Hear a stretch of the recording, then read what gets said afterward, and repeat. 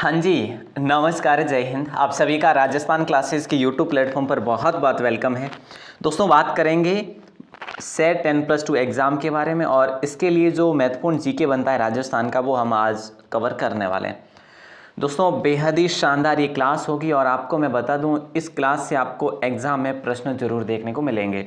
आपका 4, 5 और 11 फरवरी को पेपर है, तो आपको निश्चित तौर पर यहाँ से प्रश्न जरूर मिलेंगे दोस्तों। और बता दूं, आप अगर टेस्ट सीरीज ज्वाइन करना चाहते हैं, अभी भी अगर आप मानते हैं कि आज 1-2 दिन में हम लोग कुछ कर पाएँ, तो ज़रूर 11 रुपये में टेस्ट आपको दिए जा रहे हैं, मात्र 11 रुपये में। ज़रूर से ज़रूर टेस्ट सीरीज़ को ज्वाइन करें दोस्तों। टेस्ट सीरीज़ अगर आपको बेहतर लगे तो एक बार देखो, राजस्थान 360 ऐप डाउनलोड करोगे तो यहाँ पे आपको टेस्ट सीरीज मिल जाएगी। ओके दोस्तों, आज का पहला प्रश्न है, लेकिन उससे पहले मैं आपको बता देना चाहता हूँ और भी काफ़ी सारी चीज़ें, जैसे 3003 प्रश्न 50 रुपीज़, 2222 वाली प्रश्नों वाली जो सीरीज़ है 25, हस्तलिखित नोट्स मात्र 25, सेट टेस्ट सीरीज़ दोस्तों एक 11 रुपये की, एक 40 रुपये में है। तो आप ज़रूर से ज़रूर एक आध को ज़रूर देखें, अपनी तैयारी को ज़रूर परखें, है ना। तो चलिए दोस्तों, ये इस प्रकार का आपका रहेगा ऐप। आप अगर राजस्थान 360 टाइप करते हैं गूगल प्ले स्टोर में जाकर, तो आपको मिल जाएगा इस प्रकार का ऐप आपको, ठीक है, रजिस्ट्रेशन करने के बाद में। तो चलिए दोस्तों, आज का पहला सवाल आपकी स्क्रीन पर रख रहा हूं मैं और आपको बता दूं, ये सवाल बहुत इंपॉर्टेंट है। आप इस क्लास के आखिर तक जुड़े रहकर इस सवालों को रट लीजिएगा। धौलपुर समझौता 1741 में किन के मध्य हुआ था? तो दोस्तों देखो, पेशवा बालाजी बाजीराव और सवाई जय सिंह के मध्य हुआ था, यानी ऑप्शन ए आपका राइट होगा, ऑप्शन ए। ठीक है, याद रखना, धौलपुर समझौता कब हुआ था? 1741 में। कौन सा? पेशवा बाजीराव और सवाई जय सिंह के मध्य। नेक्स्ट क्वेश्चन है, निम्न में से असंगत का चयन आपको करना है। निम्न में से असंगत, मारवाड़ किसान सभा जो कि 1941 में गठित हुई दोस्तों, क्या ये ठीक है? बिल्कुल ठीक है।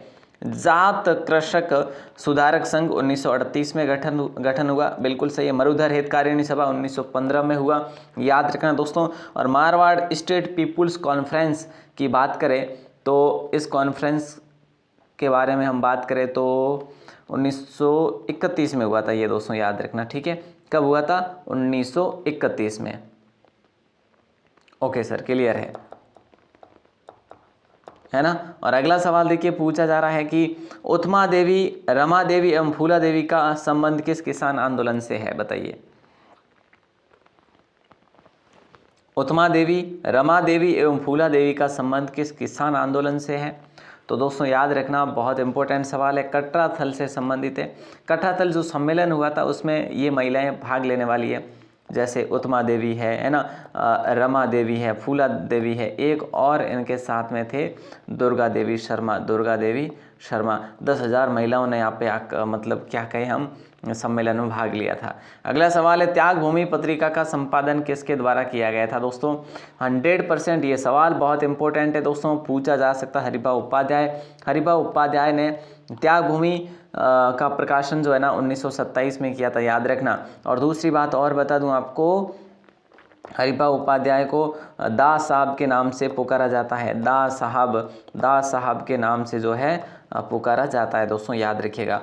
अगला सवाल आपकी स्क्रीन पर है, निम्नलिखित में से किसके नेतृत्व में अजमेर में नमक कानून का उल्लंघन किया गया?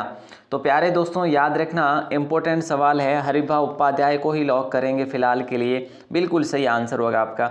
अगला सवाल है, प्रतापगढ़ प्रजामंडल की स्थापना किसके अध्यक्षता में हुई?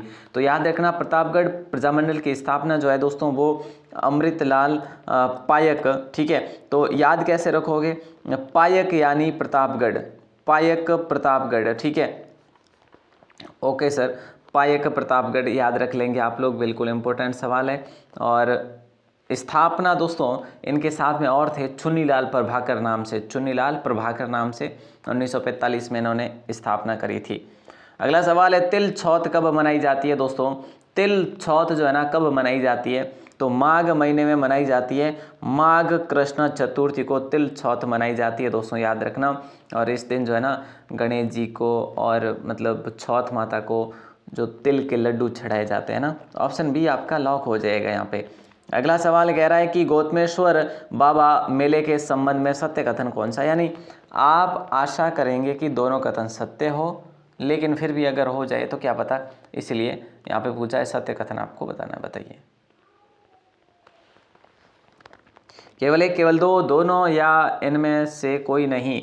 तो दोस्तों याद रखना यह मीणा समाज का मेला है। मीणा समाज, बिल्कुल सही बात है। प्रतिवर्ष चैत्र शुक्ल एकादशी से पूर्णिमा को ये मेला भरा जाता है। तो हम लोग कह सकते हैं कि दोनों के दोनों जो है ना ये सही है दोस्तों।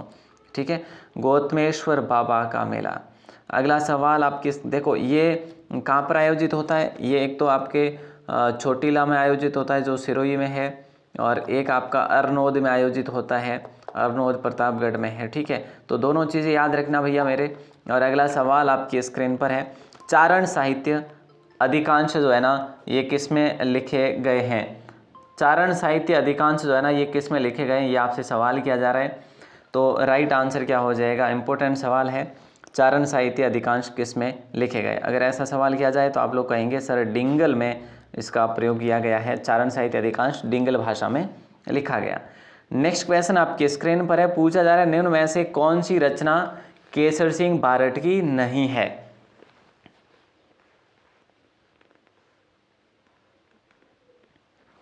निम्न में से कौन सी रचना केसर सिंह बारट की नहीं है। देखो प्रताप चरित्र, दुर्गादास चरित्र, स्त्री मुक्ति या महेंद्र कुमार।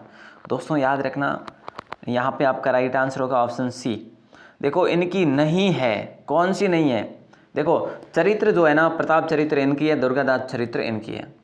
ठीक है, एक रूठी रानी भी इनकी हम लोगों ने पढ़ा एक दो दिन पहले, और इनकी मुख्य जो है ना वो है चेतावनीराज चुंगटिया, प्रताप फतेह सिंह को जो भेजा था दिल्ली दरबार में जाने से रोकने हेतु। तो यहाँ पे 3 और 4 हो जाएगा दोस्तों, स्त्री मुक्ति और महेंद्र कुमार इनकी नहीं है। ओके सर, अगला सवाल है, अचिंत्य भेदाभेद किस संप्रदाय को कहा गया है। अब बताइए कौन कौन बताएंगे। दोस्तों गौड़ीय संप्रदाय से संबंधित आपको सवाल पूछा गया था। ठीक है, अचिंत्य भेदाभेद किस संप्रदाय को कहा गया, तो गौड़ीय संप्रदाय को अचिंत्य भेदाभेद कहा गया। याद रखना दोस्तों, इंपॉर्टेंट सवाल है। ठीक है, और इस संप्रदाय के जो प्रवर्तक थे वो कौन थे, चैतन्य प्रभु थे। याद रखना कौन थे, चैतन्य प्रभु थे। और दूसरी बात ये भी है कि इनका जन्म जो है ना कहाँ पर हुआ था, बंगाल में हुआ था। दोस्तों इंपॉर्टेंट सवाल है, अब आप याद रखेंगे या ना ये आपके ऊपर है। अगला सवाल देखो, जसनाती संप्रदाय के संबंध में सत्य कथन कौन सा है। इनके जो है उपदेशों का उल्लेख सिम्बुदड़ा तथा कोड़ो नामक ग्रंथों में मिलता है। बिल्कुल सही बात है। इस पंथ में 36 नियम है, ये भी सही बात है। यानी दोनों के दोनों जो है सही आंसर हो जाएगा आपका, यानी ऑप्शन सी को आपने लॉक करा है, बिल्कुल सही बात है। और अगला सवाल देखिए पूछा जा रहा है, अलखिया संप्रदाय के प्रवर्तक साधु लालगिरी का जन्म किस जिले में हुआ। देखिए दोस्तों, अलखिया संप्रदाय के प्रवर्तक साधु लालगिरी का जन्म किस जिले में हुआ, ऐसा अगर आपसे पूछा जाए तो आप कहेंगे सर चुरू में हुआ। लेकिन इनका जो है ना वो पीठ वगैरह वो कहाँ पर बनाई गई, बीकानेर में बनाई गई। ठीक है, सॉरी अलखिया संप्रदाय ना चुरू में इनका जन्म हुआ। गलता जी में इनकी समाधि बनी हुई है दोस्तों। गलता जी जो है ना, गलता जी जिसे मंकी वैली कहा जाता है, गलता जी मंकी वैली कहा जाता है, जो आपका उत्तर तोताद्री के नाम से भी जाना जाता है, जयपुर में स्थित है दोस्तों, है ना। हाँ सर है तो सही। अगला सवाल है, आरिलो किस संत की प्रसिद्ध रचना है। आरिलो किस संत की प्रसिद्ध रचना है, तो याद रखना बालिंद जी, है ना, बालिंद जी दोस्तों, नाम बालिंद और आरिलो। ठीक है, तो याद रखिएगा बालिंद 3 अक्षरों में है, आरिलो भी 3 अक्षरों में है। तो दोस्तों इसको रिलेट कर लेना। और मैं आपको बता दूं दादू जी के शिष्य है ये आरिलो, दादू जी के शिष्य है, कौन है, बालिंद जी, है ना, आरिलो नहीं बालिंद जी। अगला सवाल है, दोंगड़ा क्या है दोस्तों, याद रखना दोंगड़ा क्या है। बोले सर दोंगड़ा जो है ना ये मानसून पूर्व वर्षा होती है, जैसे दोंगड़ा कहा जाता है। ठीक है, राजस्थान में मानसून से पूर्व जो आने वाली वर्षा होती है वो दोंगड़ा कहलाता है। और जो शीतकालीन जो वर्षा होती है अभी जैसे आ रही है वर्षा, उसे क्या कहते हैं हम कहते हैं मावठ, जो दिसंबर और जनवरी महीने में मुख्य रूप से आती है। चने और गेहूं के लिए बड़ी वो है जो उपयुक्त मानी जाती है। दोस्तों पता होना चाहिए सबको। और अगला सवाल है, राजस्थान में वर्मीक्यूलाइट का खनन क्षेत्र एकमात्र एक ही जगह है दोस्तों, और वो है आपका अजमेर और बांसवाड़ा। कहाँ पर है, अजमेर और बांसवाड़ा को लॉक करेंगे दोस्तों, अजमेर व बांसवाड़ा। बिल्कुल इंपॉर्टेंट सवाल है, लॉक किया है आपने, बहुत बढ़िया। अगला सवाल देखते हैं, अजमेर बांसवाड़ा सर ऑप्शन में ए है, हाँ बिल्कुल सही है दोस्तों। नेक्स्ट क्वेश्चन है, विवाह के बाद दुल्हन के स्वागत में दिया जाने वाला भोज कहलाता है। तो यहाँ पे राइट आंसर आप सभी का हो जाएगा बरोटी। बरोटी को लॉक करेंगे आप सभी लोग। और हथ बोलना क्या होता है? दुल्हन और दूल्हे का प्रथम परिचय जैसे आप कह सकते हैं, ठीक है। ओजन क्या होता है? बेटी को फेरों के बाद में जो दिया जाने वाला जो भेंट होता है, दहेज होता है, उसे ओजन कहा जाता है। अगला सवाल है दोस्तों, बडार क्या है? बडार एक प्रकार का भोज है, ठीक है। अगला सवाल पूछा जा रहा है कि निम्न में से असंगत का चयन करना। महाशिवरात्रि फाल्गुन शुक्ल चतुर्दशी को आती है। सर फाल्गुन शुक्ल को नहीं, कृष्ण को आती है महाशिवरात्रि।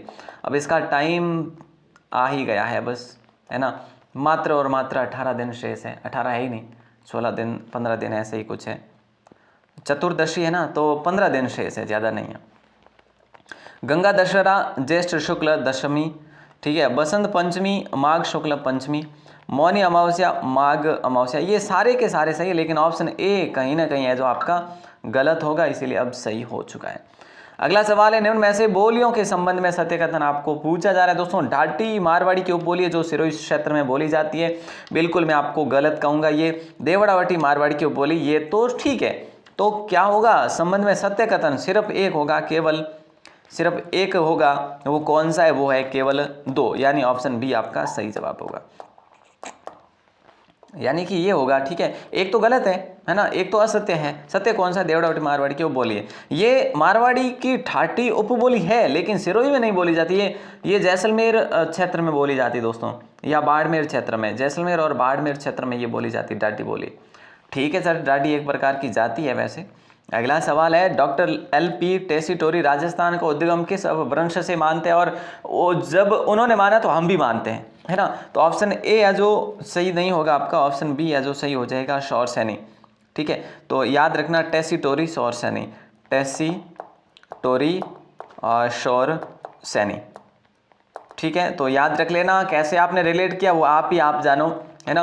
अगला सवाल देखिए। अगला सवाल कह रहा है कि निम्न में से असुमेलित कौन सा है? लेखक और कृति देर का है। गणेश लाल व्यास ने उस्ताद लिखा था कि नहीं? सर लिखा था, ये तो गारंटी है। मनोहर लाल शर्मा ने अरावली री आत्मा लिखा था, बिल्कुल सही बात है। दीनदयाल कुंदन ने ओळखाण लिखा क्या? गलत बात है। जुगल परियार ने होली माथे लिखा था। होली माथे यानी होली भी आई रही है, यानी तो अपने सही जवाब वेला ओळखाण है। नहीं ओळखाण है जबकि कहीं होया करे, ओळखाण कहीं होया करे, कोई बता वेला मैंने ओळखाण ने कई कहवे अपने हिंदी रिमाइने, तो जरूर बता दीजो कि नहीं ध्यान हुए कि भाई ओळखाण है कि कर कोई। तो ओळखाण क्या करे? परिचय ने, ठीक है। नहीं परिचय वगैरह है कि कोनी, यूँ हिंदी में बात करो तो। बाकी ओळखाण तो किने ठा कोनी, हैंगोन ठाईज वेला सा, है कि नहीं। तो जन अपने अटे सही वेला ओळखाण किन लिखी थी? एक जने लिखी तो थी, वो लिखी थी शिवराज छगाणी। शिवराज छगाणी लिखी थी, याद रखजो साहब। बड़ो इंपोर्टेंट सवाल हो तो। और अगलो सवाल देखो कहीं कहवे, और यूँ कहवे कि विशिष्टाद्वैत संप्रदाय के प्रवर्तक जो थे ना वो कौन थे? तो याद रखना है रामानुजाचार्य जी थे।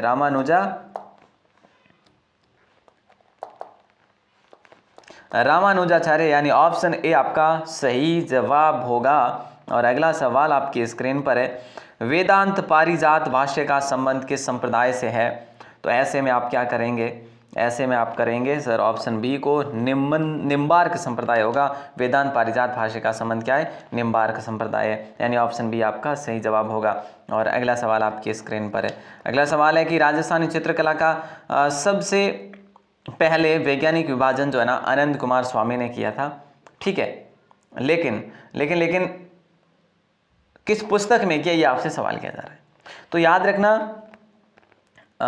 इंडियन पेंटिंग्स में नहीं किया था, राजपूत पेंटिंग में किया था, यानी ऑप्शन सी आपका लॉक हो जाएगा। ओके सर क्लियर है, ऑप्शन सी को आपने लॉक कराया, बिल्कुल सही बात है। नौगरी आभूषण कहाँ पहना जाता है? नौगरी आभूषण दोस्तों कहाँ पर पहना जाता है? जहाँ पर चूड़ियाँ पहनी जाती है, मैं आपको बता दूँ, जहाँ पर बलियाँ पहनी जाती है, बलियाँ, है ना, जहाँ पर कंकन डोर भी पहना जाता है, तो कह सकते हैं कलाई में या फिर हाथ में पहने जा सकते हैं, है ना। ऑप्शन बी सी आपका सही जवाब होगा, नौगरी भी यहीं पहना जाता है हाथ में।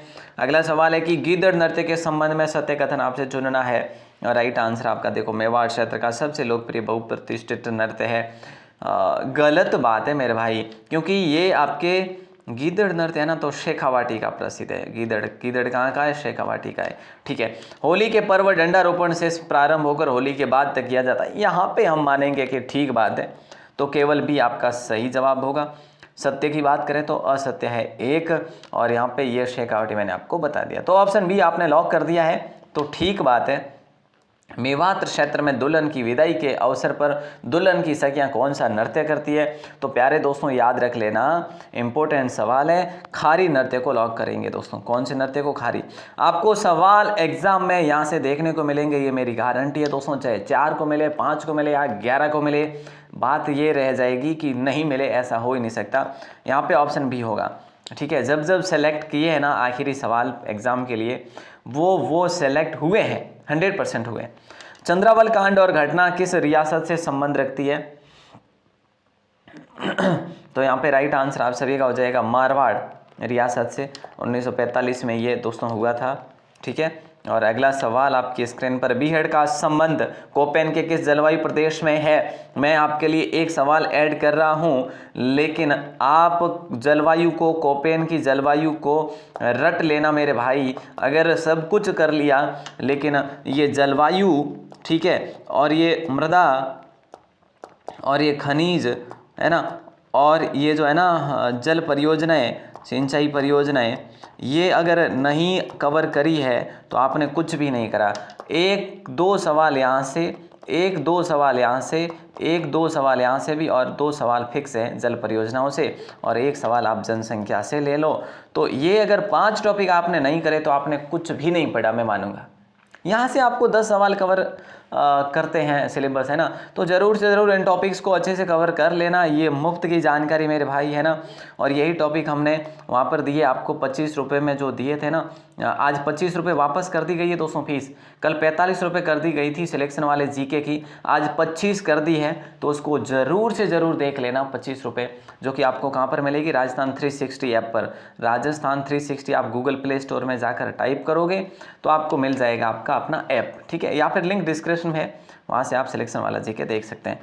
चलिए, बीहड़ का संबंध कोपेन के किस जलवायु से संबंध रखते हैं? तो ऑप्शन डी आपका लॉक हो जाएगा, CWG को लॉक करेंगे, यानी उप आर्द्र जलवायु होगा दोस्तों राइट आंसर, ठीक है। अगला सवाल है, चप्पन के मैदान प्रदेश में मूलतः किस प्रकार की मृदा पाई जाती है? तो याद रखना ऑप्शन बी होगा आपका, लाल दोमट और काली मृदा पाई जाती है। ऑप्शन बी आप सभी का सही जवाब होगा।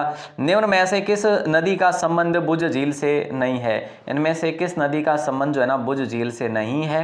अगर ऐसा सवाल करें तो आप कहेंगे सर कांतली नदी हो जाएगा, कांतली नदी को लॉक करेंगे। कांतली भुज झील से संबंध नहीं रखती, बाकी काकने मसूरदी ये जैसलमेर से संबंधित है, ठीक है। अब एक सवाल आपको मैं पूछूंगा जिसका आंसर आपको देना है 12 के कमेंट सेक्शन में। बांका पट्टी का विस्तार कहाँ पर है? सबसे इजी सवाल आपको दिया जा रहा है आज की क्लास का। इसका जवाब आप देंगे तो मैं मानूंगा कि रियल में आपकी तैयारी अच्छी है। भले आपको ऐसा लगे कि इन तो कहीं आंसर दो तो मैंने आवे है नहीं तो भी आंसर देवला, नहीं तो मैं यूँ ही मानूला कि भाई थोने आवे नहीं जने तो थे आंसर ही नहीं देव तो मैं की कर हो चूँगा थोने आवे। हमारी बात समझ आवे कि नहीं आवे? आवे कि नहीं आवे बताओ? तो आंसर ज़रूर दे दीजिए एनो। और क्लास कैडी लागी? क्लास बढ़िया लगी हुई तो एक लाइक दे दीजिए, बाकी अपने दोस्तों ने शेयर कर दीजिए। शेयर करिए बिना तो काम बने नहीं ला, इन वास्ते हम शेयर कर दीजिए। और फ्री PDF चाहिए तो राजस्थान क्लासेस ज़रूर विजिट कर लेजो, वेबसाइट है अपनी, ठीक है। सब और लिंक डिस्क्रिप्शन में दियो, क्लिक करन दबा दब यानी पढ़ लो थे। धन्यवाद, शुक्रिया, जय हिंद।